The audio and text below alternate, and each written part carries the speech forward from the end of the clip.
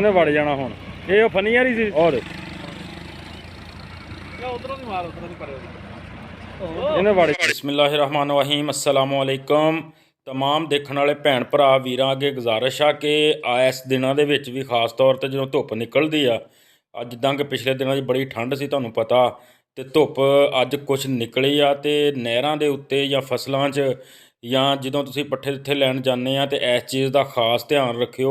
ਇਹ ਇੱਕ ਸੱਪ ਸੀ ਜਿਹੜਾ ਬਿਲਕੁਲ ਜ਼ਿੰਦਾ ਸੀ, ਲੇਕਿਨ ਨਾ ਡਰਦਾ, ਬਿਲਕੁਲ ਇਹ ਧੁੱਪ ਸੇਕਣ ਲਈ ਬਾਹਰ ਨਿਕਲਿਆ ਹੋਇਆ ਸੀ, ਤੇ ਬੜੀ ਮੁਸ਼ਕਲ ਅਸੀਂ ਲੋਕ ਬਚੇ ਆ ਯਾਰ। ਮੈਂ ਜਦੋਂ ਲੰਘਿਆ ਨਾ ਬੜਾ ਔਖਾ ਲੰਘਿਆ, ਸਮਝ ਲਓ। ਗੱਡੀ ਉੱਤੋਂ ਦੀ ਨਿਗਾਣੀ ਨਹੀਂ ਚਾਹੀਦੀ। ਮੈਂ ਦੇਖਿਆ ਹੀ ਨਹੀਂ ਜਿੱਦਾਂ ਤੁਸੀਂ। ਇਹ ਕੁੜੀ ਉਹਦਾ ਪਤਾ ਕੋਈ ਨਹੀਂ, ਚੱਕੇ ਜਦੋਂ ਵਲ ਮਾਰ ਲੈਂਦਾ ਨਾ। ਹਾਂਜੀ ਹਾਂਜੀ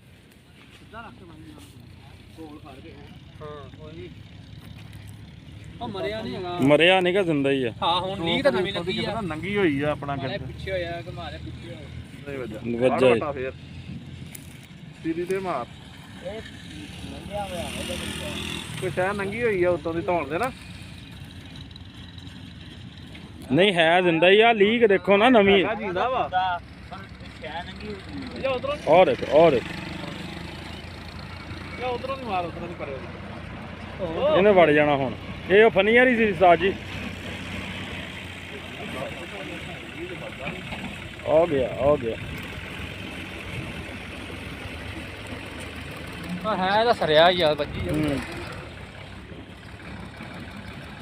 ਮਰਿਆ ਹੀ ਨਹੀਂਗਾ, ਵੱਜਿਆ ਹੁਣ ਜਿੰਨਾ ਕੋ ਹੁਣ ਡੰਡਾ ਖੜਾ ਹੈ ਬਈ। ਨਹੀਂ ਹੁਣ ਗਿਆ।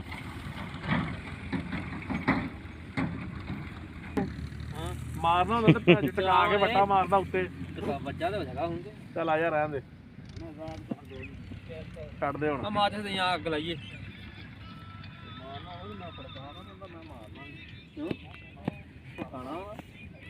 ਗੱਲ ਦੱਸਣ ਦਾ ਮਕਸਦ ਇਹ ਆ ਕਿ ਤੁਸੀਂ ਬਚਣਾ ਇਸ ਚੀਜ਼ ਤੋਂ। ਜਦੋਂ ਵੀ ਕਦੀ ਪਿੰਡਾਂ ਥਾਵਾਂ ਦੇ ਅੱਗੇ ਬਾਹਰ ਪੈਲੀਆਂ ਪੂਲੀਆਂ ਨੂੰ ਜਾਣਾ ਵਾ, ਤੇ ਖਾਸ ਤੌਰ ਤੇ ਇਸ ਤਰ੍ਹਾਂ ਨਹਿਰ ਦੇ ਕਿਨਾਰਿਆਂ ਦੇ ਉੱਤੇ ਦੇਖੋ, ਨਹਿਰ ਥੱਲੇ ਡਾਊਨ ਆ, ਉਹ ਅਗਲੀ ਸਾਈਡ ਤੇ ਮਛਲੀ ਵੀ ਫੜ ਰਹੇ ਆ, ਤੇ ਆਪ ਤੁਸੀਂ ਬਚਣਾ। ਮੋਟਰਸਾਈਕਲ ਆ, ਗੱਡੀ ਆ, ਦੇਖ ਕੇ ਚਲਾਉਣੀ ਆ, ਤੇ ਆਪਣਾ ਢੇਰ ਸਾਰਾ ਖਿਆਲ ਰੱਖਿਓ। ਚੈਨਲ ਨੂੰ ਸਬਸਕ੍ਰਾਈਬ ਕਰ ਦਿਓ। ਮੈਨੂੰ ਦਿਓ ਇਜਾਜ਼ਤ। ਅੱਲਾ ਹਾਫਿਜ਼।